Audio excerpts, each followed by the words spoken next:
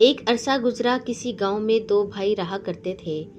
دونوں شادی شدہ تھے، ماں باپ کب کے فوت ہو چکے تھے۔ اب وہ دونوں ہی ایک دوسرے کے دکھ سکھ کے ساتھی تھے۔ جب کارتک کا مہینہ آیا تو دونوں بھائیوں نے اپنے اپنے کھیت میں ہل چلایا، گندم بوئی۔ دونوں باری باری کھیتوں کو پانی دیتے۔ رفتہ رفتہ پودے زمین میں سے نکل کر باہر جھانکنے لگتے۔ ایک روز اپنی باری پر بڑا بھائی چھوٹے بھائی سے کہنے لگا، میں کھیتی کو پانی دیتا ہوں، تم بھاگم بھاگ جاؤ اور گھر سے کھانا لے آؤ۔ یہ سن کر چھوٹا بھائی گاؤں کی طرف روانہ ہو گیا۔ اس کی عدم موجودگی میں بڑے بھائی نے رہٹ سے اپنے کھیتوں کو خوب پانی لگایا تاکہ زیادہ سینچنے سے اس کے کھیتوں میں چھوٹے بھائی کی نسبت زیادہ فصل اگے۔ اب وہ ہمیشہ اپنی باری پر ایسا ہی کرتا، چھوٹے بھائی کو کھانا لینے کے بہانے گھر بھیج دیتا، بعد میں اپنے کھیتوں کو خوب سیراب کرتا۔ آخر بیساکھ کا مہینہ آیا، جب گاؤں والوں نے مل کر بیساکھی کا تہوار منایا۔ گندم کی بالیاں دھوپ میں پک کر سنہری ہو چکی تھیں۔ کھیتوں میں ہر طرف سونا ہی سونا بکھرا تھا۔ فصل کٹنے کے لیے تیار کھڑی تھی۔ دھوم دھام سے کٹائی شروع ہوئی۔ کٹی ہوئی فصل کے ڈھیر لگنے لگے۔ دونوں بھائیوں نے بھی فصل کاٹی، پریاں باندھی گئیں۔ اب فصل گاہنے کی نوبت آئی۔ سب سے پہلے پیڑی جمائی گئی، پھر دو بیلوں کے پیچھے پھلاوا باندھا گیا۔ پھلاوے پر وزن ڈالنے کے لیے ایک آدمی کھڑا ہو گیا۔ بیل اناج پر پھرنے لگے، اپنے پیروں سے بالیوں کو روندنے اور مسلنے لگے۔ دانے بالیوں میں سے باہر نکلنے لگے۔ گاہن کے بعد تنکلی کی مدد سے کنک اڑائی گئی، یعنی فصل اوپر کو اچھالی گئی تاکہ ہوا سے بھوسا الگ ہو جائے اور دانے الگ۔ جب بوہل لگایا گیا، یعنی کہ گندم کے جب ڈھیر لگائے گئے، تو چھوٹے بھائی کا بوہل بڑا تھا اور بڑے بھائی کا کم۔ یہ دیکھ کر بڑے کو بڑی حیرت ہوئی، دل میں کہنے لگا، میں نے تو اپنی جوت سے کھیت کو زیادہ پانی دیا تھا، اس کے باوجود میری فصل کم ہوئی۔ دوسری طرف چھوٹے بھائی کی جوت کے کھیت کو کم پانی دیا، مگر پھر بھی اس کی فصل زیادہ ہوئی۔ اس نے چھوٹے بھائی سے پوچھا، ہم دونوں نے مل کر فصل بوئی تھی، ایک جیسی محنت کی تھی، مگر تمہاری پیداوار کیوں زیادہ ہے اور میری کیوں کم ہے؟ چھوٹے بھائی نے جواب دیا، بات صاف ہے، میرے نصیب جاگ رہے ہیں اور تیرے کرم سوئے ہوئے ہیں۔ تو دریا کے کنارے جا اور اپنے سوئے ہوئے بھاگ جگا۔ یہ کہہ کر اس نے بڑے بھائی کو وہ کلمہ کلام بھی بتایا جو اس نے دریا کے کنارے پہنچ کر پڑھنا تھا، اور جس کے پڑھنے سے بقول چھوٹے بھائی کے اس کے سوئے کرم جاگ جائیں گے۔ اگلے روز پو پھوٹنے پر بڑا بھائی اپنے سفر پر روانہ ہو گیا۔ چلتا چلا جا رہا ہے، چلتا چلا جا رہا ہے۔ چلتے چلتے رستے میں بیری کا ایک درخت آیا۔ شکر دوپہر یعنی کہ سخت دوپہر ہو گئی تھی۔ لمبے پیدل سفر سے وہ تھک گیا تھا۔ سانس لینے کے لیے اس کی ٹھنڈی گھنی چھاؤں میں بیٹھ گیا۔ بھوک بھی لگی ہوئی تھی۔ جب آنکھ اٹھا کے اوپر دیکھا، بیری پر سرخ سرخ بیر لگے نظر آئے۔ منہ میں پانی بھر آیا۔ بیری پر چڑھا، جو ہی بیر توڑے بیری میں سے آواز آئی، اوہوں، جب سے میں اگی ہوں میرے بیر کسی نے نہیں کھائے۔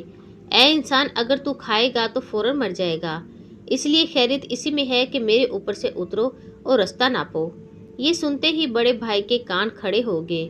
مٹھی میں جتنے بیر تھے سب زمین پر پھینک دیے، نیچے اتر آیا اور سفر کا دوبارہ آغاز کیا۔ چلتا چلا جا رہا ہے، چلتا چلا جا رہا ہے۔ چلتے چلتے رستے میں کھجور کا ایک درخت آیا۔ آنکھ اٹھا کے اوپر دیکھا تو پکی ہوئی کھجوروں کے گچھے لٹکتے دکھائی دیے۔ منہ میں پانی بھر آیا، دل کڑک کر کے کھجور پر چڑھنا شروع کیا۔ چڑھتے چڑھتے ہانپنے لگا، آخر منزل تک جا پہنچا۔ جو ہی کھجوروں کا گچھا توڑا، کھجور میں سے آواز آئی، اوہوں، جب سے میں اگی ہوں میری کھجوریں کسی نے نہیں کھائیں۔ اے انسان، اگر تو کھائے گا تو فوراً مر جائے گا، اسی لیے خیریت اسی میں ہے کہ میرے اوپر سے اترو اور اپنا راستہ ناپو۔ یہ سنتے ہی بڑے بھائی کے کان کھڑے ہو گئے۔ مٹھی میں جتنی کھجوریں تھیں سب زمین پر پھینک دی۔ ہولے ہولے کھجور سے نیچے اتر آیا اور سفر کا دوبارہ آغاز کیا۔ چلتا چلا جا رہا ہے، چلتا چلا جا رہا ہے۔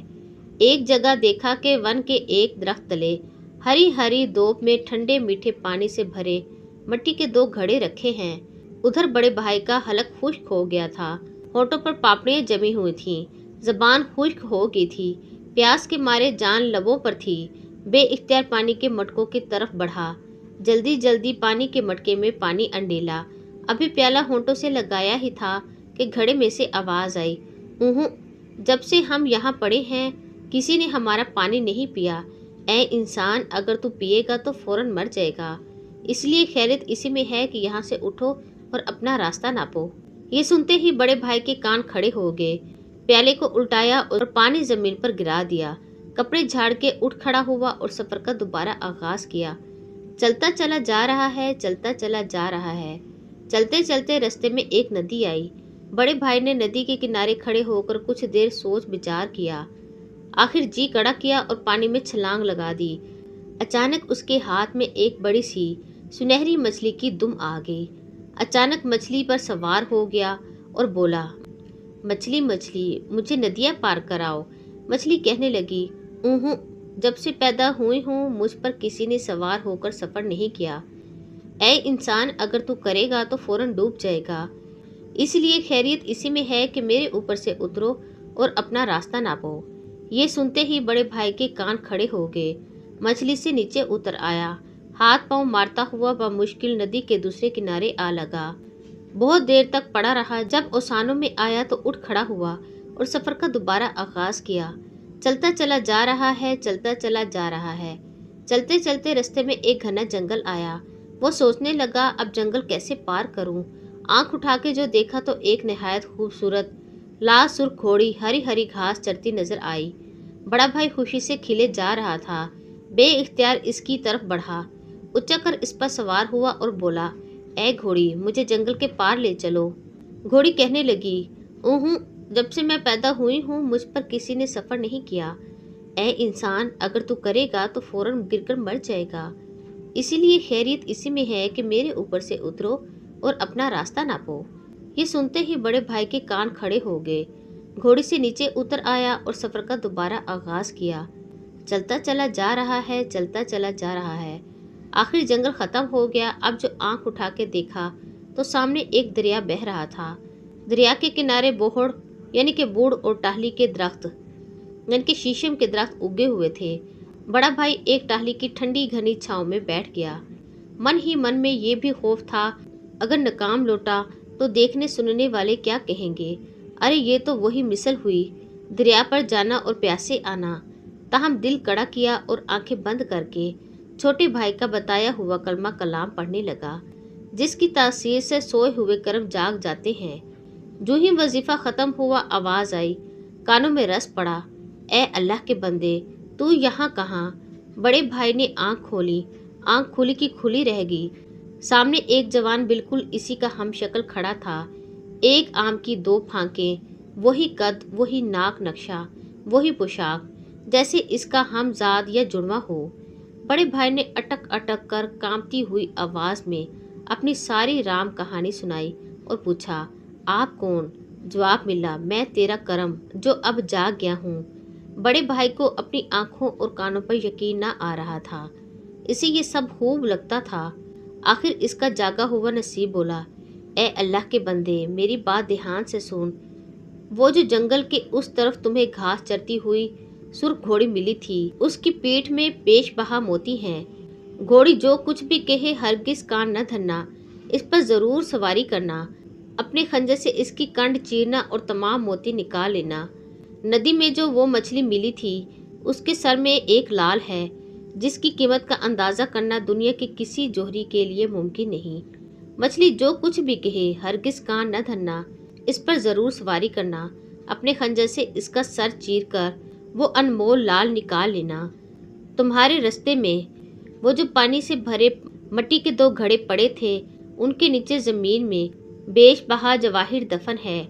घड़े जो कुछ भी कहे हरगिज कान न धरना, उनका पानी पीना और बाकी पानी ज़मीन पर गिरा देना और ज़मीन खोदकर उनके नीचे से सब जवाहिर निकाल लेना। तुम्हारे रास्ते में वो जो खजूरें आई थीं, उसके मुड़ यानी कि उसकी जड़ में 7 बादशाहों का खजाना दफन है। तुम इस पर चढ़ना, वो जो कुछ भी कहे हरगिज कान न धरना। पकी हुई खजूरें खाना और फिर उसकी मुड़ में खुदाई करके सारा खजाना निकाल लेना। वो जो तुम्हारे रास्ते में बेरी का एक दरख्त आया था, उसके इर्द गिर्द सोना दफन है। तुम उस बेरी पर चढ़ना, वो जो कुछ भी कहे हरगिज कान न धरना। सुर्ख सुर्ख बेर तोड़कर खाना, फिर नीचे बेरी के चारों तरफ खुदाई करना और सारा सोना निकाल लेना। इतना कहकर करम चुप हो गया।